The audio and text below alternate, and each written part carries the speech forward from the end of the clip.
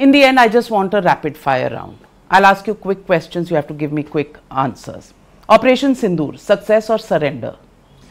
देखिए, मेरा ये मानना है, One word. नहीं, मेरा ये मानना है कि ऑपरेशन सिंदूर ज़रूरी था और ये जो कार्रवाई हमने की है डिटेरेंस इस्टेब्लिश करने के लिए, मेरी ये उम्मीद है कि इससे डिटेरेंस इस्टेब्लिश होगी और ऐसे आतंकी हमले भारत पर नहीं होंगे। सक्सेस और सरेंडर? देखिए, ये बाइनरीज में मैं नहीं जाना चाहता। सरेंडर तो नहीं है। देखिए, भाई इन बाइनरी ऑब्वियसली सरेंडर नहीं है, तो मैं ये बाइनरीज में जाना नहीं चाहता। इतना लंबा मैंने आपको वक्तव्य दिया है क्योंकि नुआंस्ड होने की जरूरत है। इसलिए रैपिड फायर होता है जहां जनता को आराम से समझ आ जाए।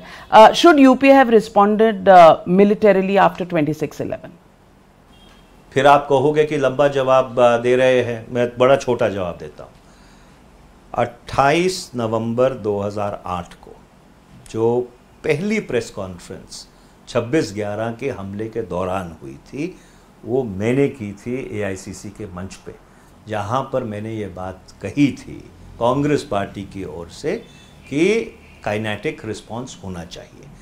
आपने और मैंने इसके ऊपर एक शो भी किया था। मैंने अपनी किताब में 10 flash points 20 years national security situations that impacted India, साफ तौर पे ये कहा था कि 26/11 के रिस्पांस में काइनेटिक एक्शन हमको लेना चाहिए था। अब क्यों नहीं लिया गया, उसके बारे में शिवशंकर मेनन और एम के नारायणन और बाकी लोग जो उस फैसलों में शामिल थे, उन्होंने बहुत विस्तार पूर्वक लिखा है। Was UPA 1 and UPA 2 weak against fight against terror? नहीं, मेरा नहीं मानना है कि कोई भी भारत की सरकार, चाहे किसी भी पार्टी की रही हो, आतंकवाद के खिलाफ लड़ने के में उनमें दृढ़ निश्चय नहीं था। हाँ, हर सरकार की जो अप्रोच थी, चाहे वो पिछली NDA भाजपा की सरकार हो, UPA की सरकारें हो, यूनाइटेड फ्रंट की सरकारें हो, उनका जो अप्रोच है वो अलग अलग हो सकता है, पर आतंकवाद से निपटने के लिए जो दृढ़ निश्चय भारत को दिखाना चाहिए था, वो हर सरकार ने जिसने इस मंसूबे से निपटा है दिखाने की कोशिश की। Despite 26/11 not being responded to, but should there be dialogue with Pakistan?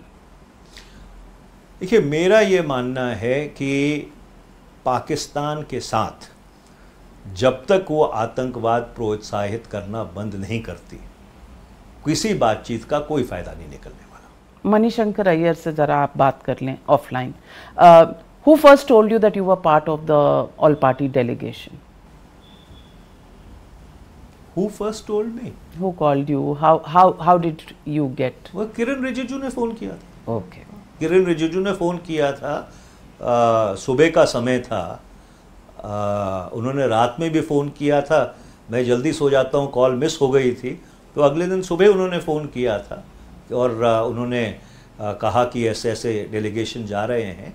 और मैंने किरण रिजिजू से कहा था, आप उनसे पूछ लीजिएगा कि भाई आप हमारी पार्टी से भी बात कर लीजिए। लेकिन आपने ऑन बोर्ड होना सही समझा? देखिए, मैंने जैसे आपको पहले कहा कि सरकार एक राजनीतिक परिकल्पना है, भारत एक भूगोलिक वास्तविकता है।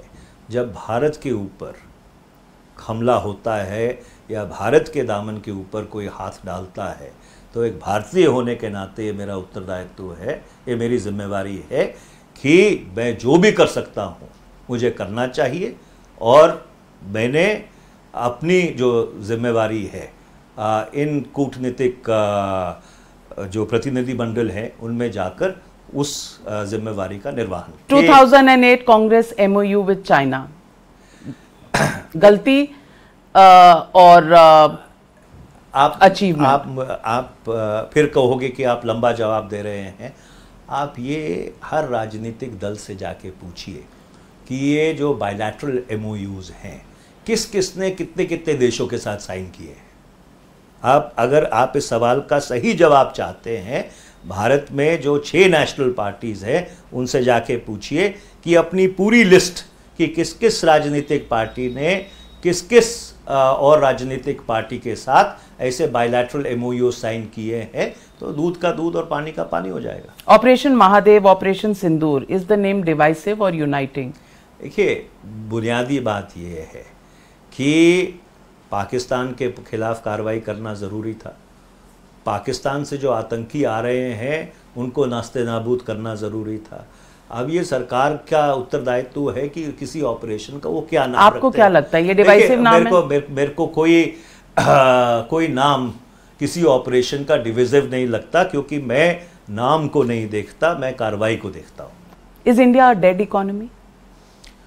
देखिए, जहाँ तक भारत की अर्थव्यवस्था का सवाल है, भारत की अर्थव्यवस्था एक बढ़ती हुई अर्थव्यवस्था है। उसमें समस्याएं हैं, आपके जो असमानताएं हैं, हमारी इनकम डिस्ट्रीब्यूशन में बहुत बड़ी चुनौती है, बेरोज़गारी बहुत बड़ी चुनौती है। वो समस्याएं अपनी जगह हैं, पर जहाँ तक भारत की अर्थव्यवस्था का फैलाव है, वो फैलाव तो बढ़ ही रहा है। Thank you so much, and it's been a pleasure. Absolutely. After a long time, I hope I'm not boycotted more by the Congress party, and I hope well, I neither can't are say you. about the Congress party, but you're not boycotted by me. That's because we both have our hearts beating for the country, and we do what we do for the country. Thank you very much, Manish.